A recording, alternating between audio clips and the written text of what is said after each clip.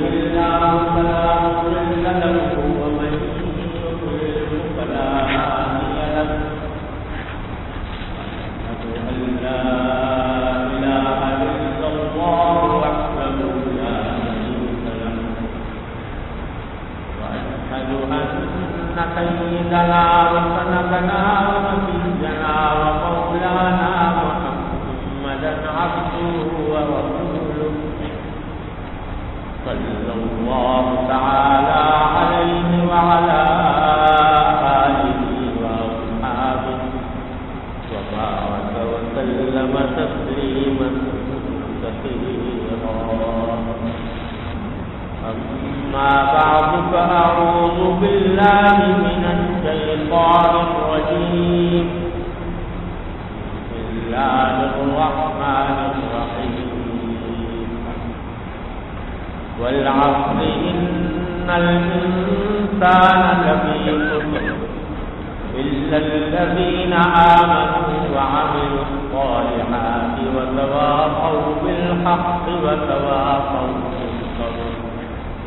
آمنت بالله صدق الله مولانا العظيم وصدق رسوله النبي الكريم ونحن على ذلك من الشاهدين والشاكرين والحمد لله رب العالمين.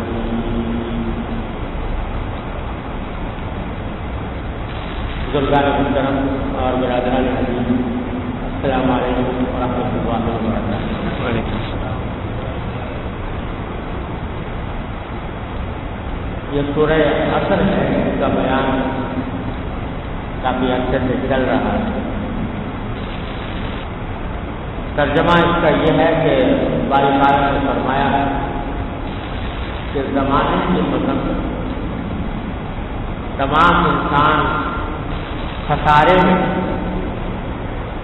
سوائے اس سے جو ایمان لائے اور نیک عمل کریں اور ایک دوسرے کو حق کی نصیحت کریں اور ایک دوسرے کو صبر کی نصیحت.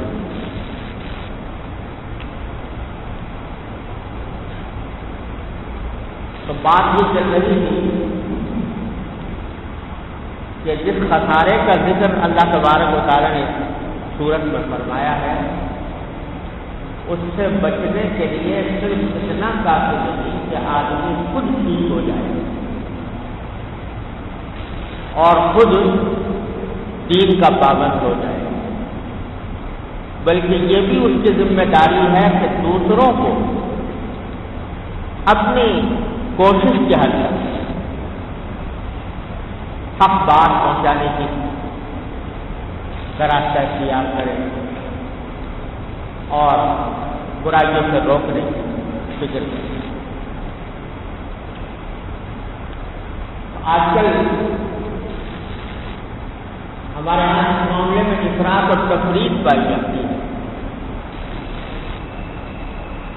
بہت سارے حضرات ایسے ہیں جو الحمدللہ اپنی ذاتی زندگی میں دین کے احکام پر عمل کرنے والے ہیں. نماز، روزہ، حج، زکات سبھی کچھ اللہ نے توفیق دی ہے، سب کچھ کرتے ہیں، لیکن اپنی حد تک محدود ہے اور اپنے زیر اقتدار اپنے بیوی بچوں، اپنے گھر والوں، اپنے اعزا، اپنے احباب، اپنے ملنے جلنے والوں میں حق کی بات پہنچانے سے بالکل قابل.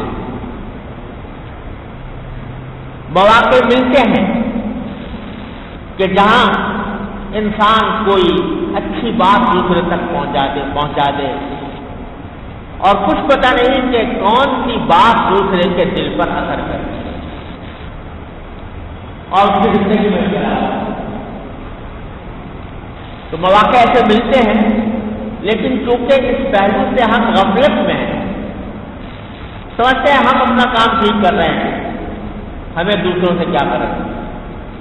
لہذا مواقع ملنے کے باوجود ہم اچھی بات دوسروں تک پہنچانے سے محروم رہے. اور قرآن کریم کی ہدایت پر عمل نہیں کرتے۔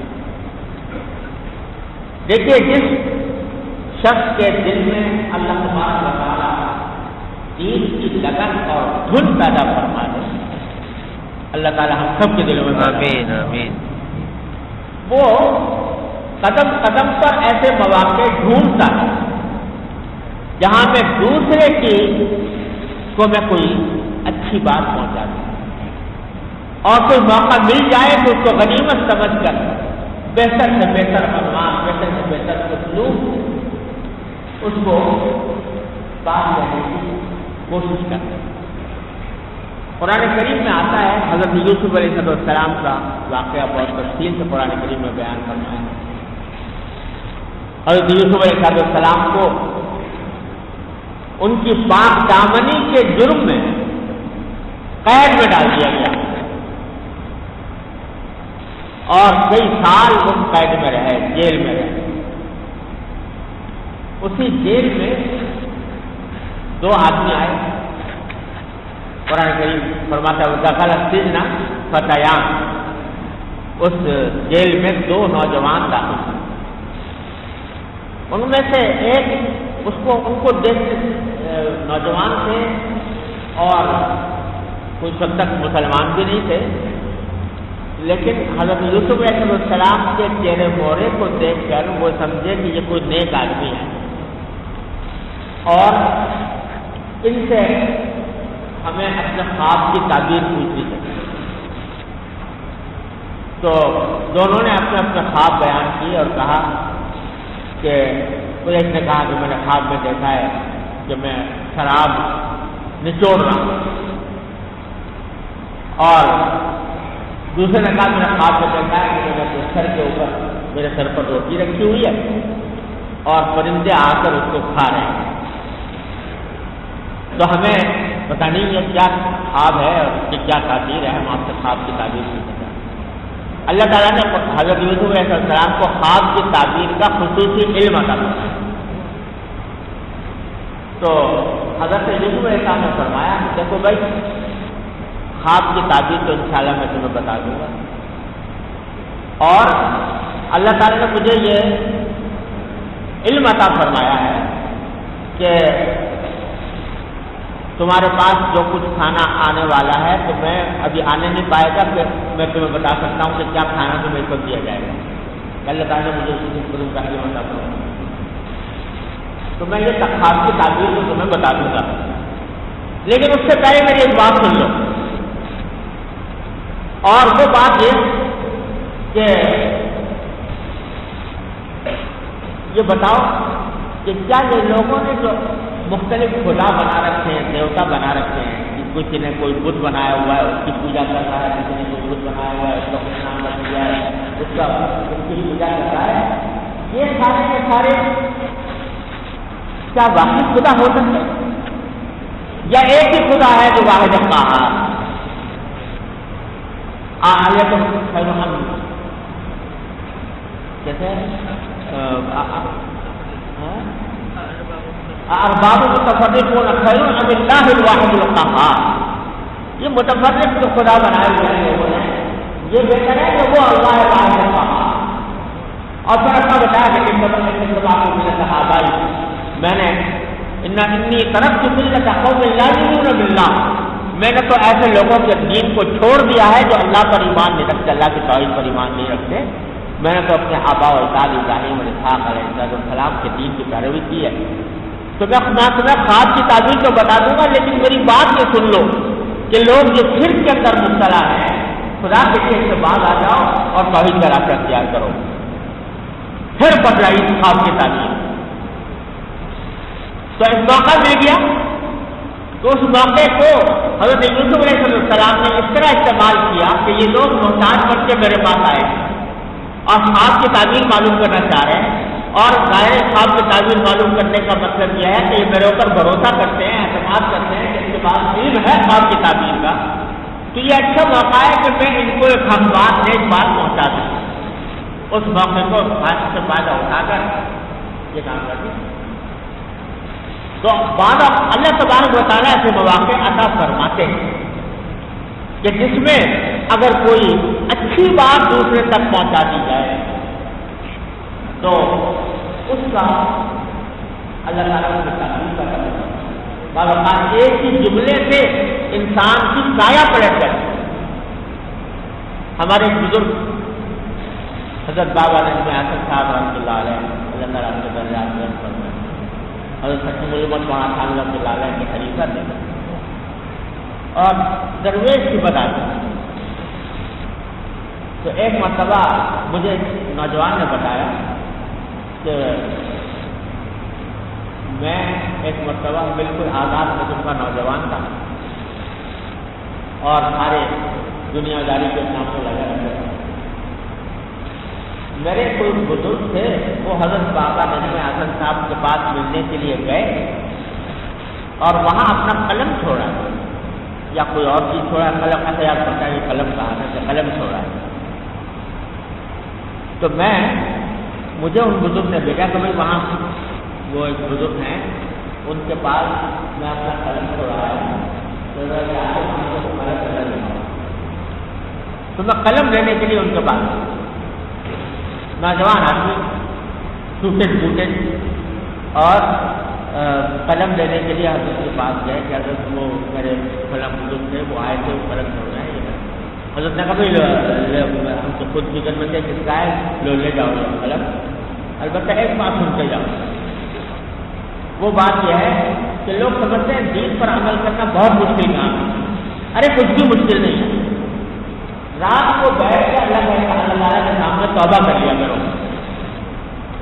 رات کو بیٹھ کے سونے سے پہلے اللہ تعالیٰ کے سامنے بیٹھ کے توبہ کر لیا کرو. یا اللہ دن میں جو کچھ مجھ سے غلطیاں ہوئی ہیں اللہ میں اس سے معافی مانگتا ہوں, توبہ کرتا ہوں, مجھے میری گناہ کو معاف کروا دیں.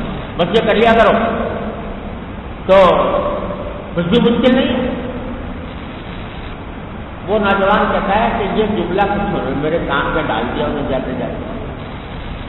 وہ جملہ میرے کان میں گردش کرتا رہا یہاں تک کہ دل سے دنیا بدل دی. اور اس کے بعد میں رات کے وقت میں حضرت کے کہنے کے مطابق اللہ تعالیٰ کے سامنے دعا کرتا کہ یا اللہ میں نے ہوں تو مسلمان لیکن مسلمانوں کا کوئی کام مجھ سے نہیں ہو رہا, یا اللہ آپ کی رحمت سے مجھے ڈال دیجیے, میری گناہوں کو معاف کر دیں. یہ جو میں نے معاملہ شروع کیا اللہ تعالیٰ نے زندگی بدلی,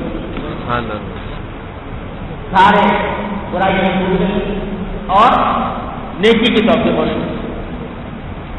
تو کچھ پتہ نہیں کس وقت کون سا جملہ کیا اثر کر جائے.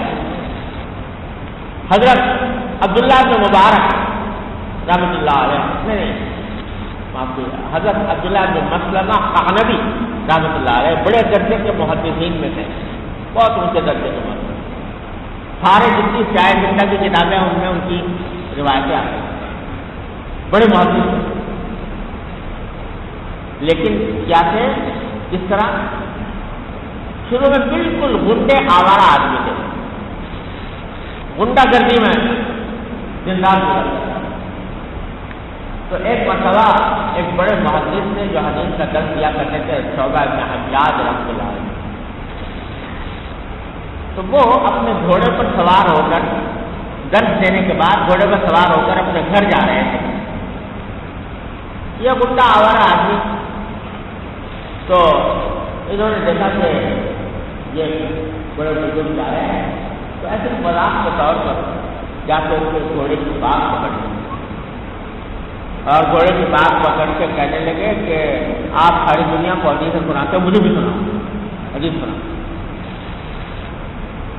ابھی کوئی طریقہ ہوتا ہے کہ آدمی جا رہا ہے کہ گھوڑے کی بات روک کے پکڑ کے اور یہ کہتے ہیں کہ مجھے حدیث سنا.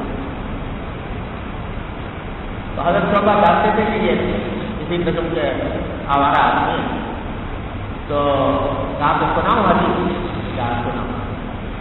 تو حدیث میں سنایا کہ میں اپنی صنعت کے ساتھ کہ نبی کریم سرور عالم صلی اللہ علیہ وسلم نے فرمایا کہ اذا فاتک الحیاء فاصنع ما شئت, جب تم سے حیا جاتی رہے تو جو چاہو کرتے پھرو. یہ حضور اکرم صلی اللہ علیہ وسلم کا ارشاد ہے کہ جب حیا جاتی رہے, حیا ختم ہو جائے تو جو چاہو کرتے پھرو. یعنی حیا ہی ہے جو انسان کو برے کاموں سے روکتی ہے. جب حیا ختم ہو گئی تو پھر برے سے برا کام انسان آسان سمجھتا ہے کچھ بھی. یہ میں حدیث سنا دی رفعت الحیاء حسنا مانتا. یہ عبداللہ بن مسعود کہتے ہیں کہ حدیث کیا سنا دی, ایسا معلوم ہوا کہ دل کا کے اوپر چوٹ لگی اور اسی وقت اپنے سارے اعمال سے, سارے کرتوتوں سے فوراً توبہ کی اور پھر جا کر شاگردی اختیار کی اور حدیث کے باقاعدہ طالب علم بنے اور اتنے بڑے معلم بنے کہ آج سارے چائے سکتا کے معلمین کے استاد ہیں. ایک جملے نے یہ دنیا یہ کایا پلٹ دی. تو کچھ پتا نہیں کہ کس وقت کیا جملہ انسان کا کیا فکرہ دوسرے کے دل پر کیا اثر ڈالے گا, کس طرح کایا پلٹ دیتا ہے. اسے جب کبھی موقع ملے تو کوئی بات مناسب عنوان سے, مناسب طریقے سے دوسرے کے بات کان میں ڈال دینا, اللہ تعالی ہم سب کو اس کی توفیق عطا فرمائے, اس کا اہتمام کرنا چاہیے.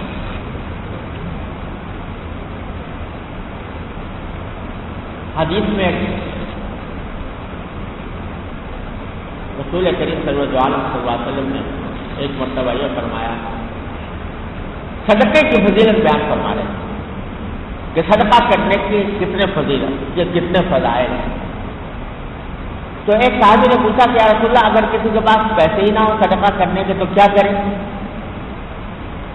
تو آپ نے فرمایا کہ تم کسی غیر ہنرمند اناڑی آدمی کے کام میں مدد کر دو. کسی کو کوئی کام نہیں آ رہا اور تمہیں آتا ہے تو تم اس کی مدد کر دو, تو اس لیے بھی تمہارے لیے صدقے کا ثواب ہے. تو انہوں نے پوچھا کہ رسول اللہ اگر مجھے اس کا بھی موقع نہ ملے؟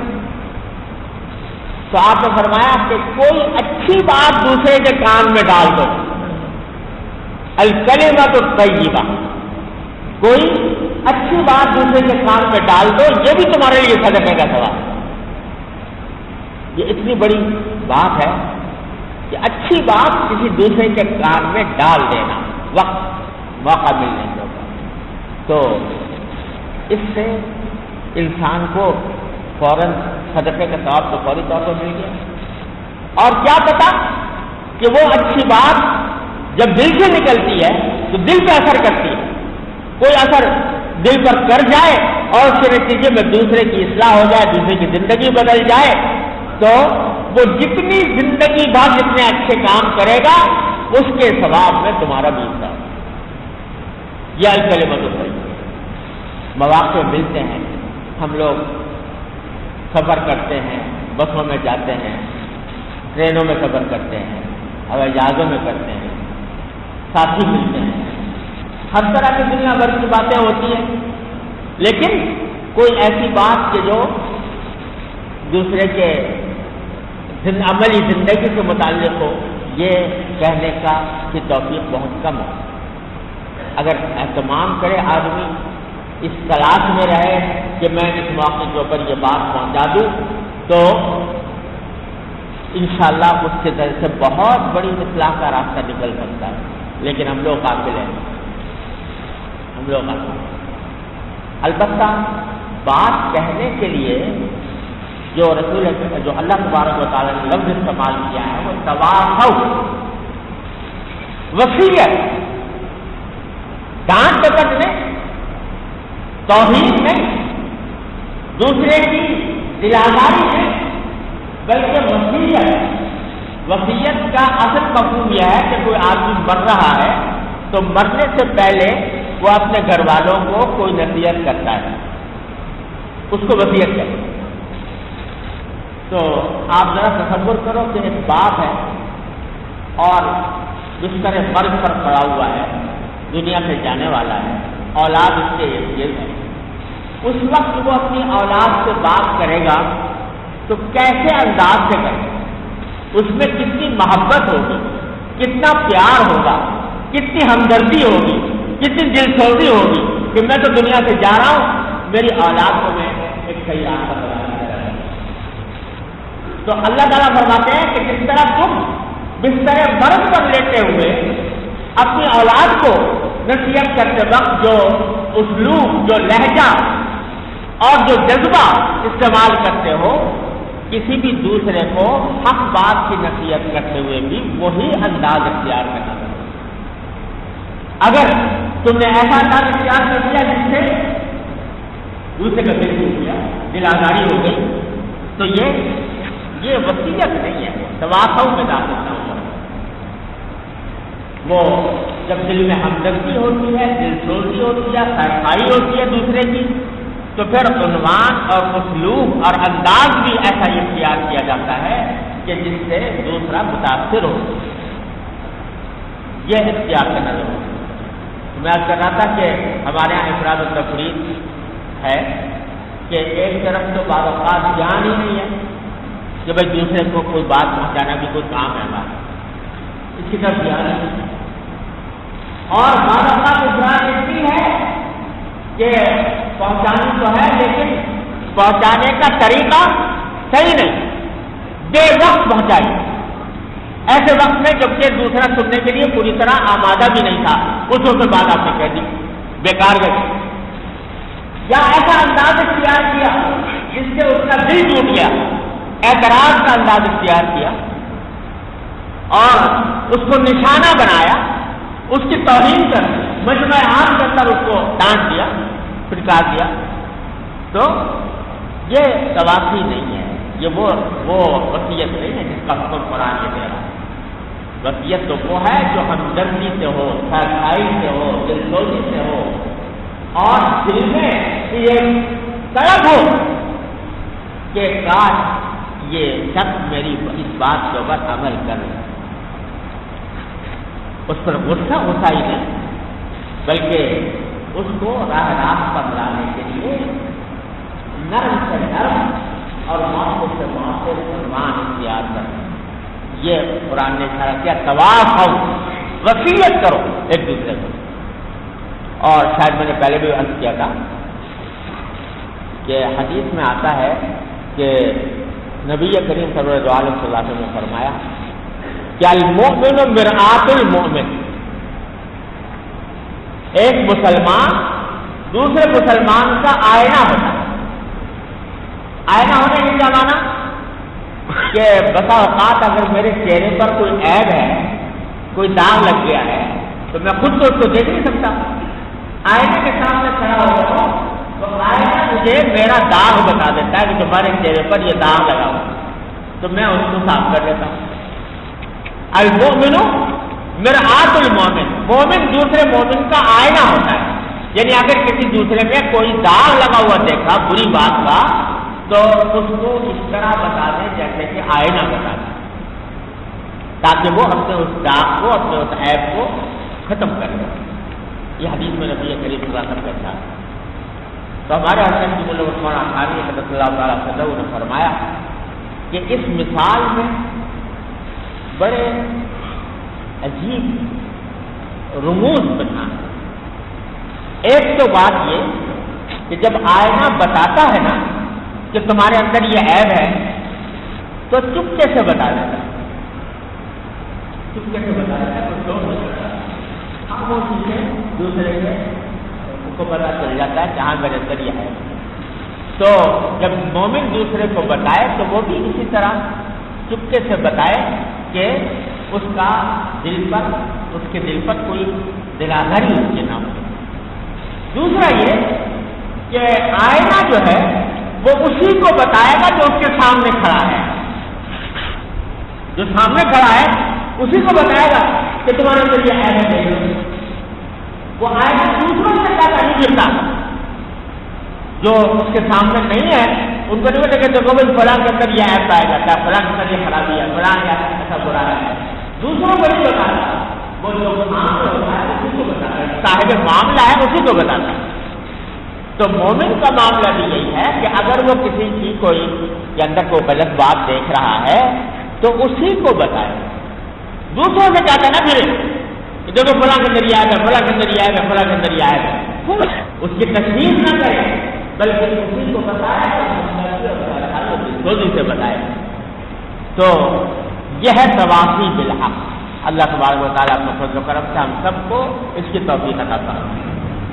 جہاں کہیں موقع مل جائے کوئی حق بات پہنچانے کا تو اس سے ڈریگ نہ، کسی موقع پر ڈریگ نہ، لیکن عنوان ہمدردی کا ہو، دلسوزی کا ہو، خیرخواہی کا ہو، اور اس میں کوئی پہلو دوسرے کی توہین کا نہ ہو، دل آزاری کا نہ ہو۔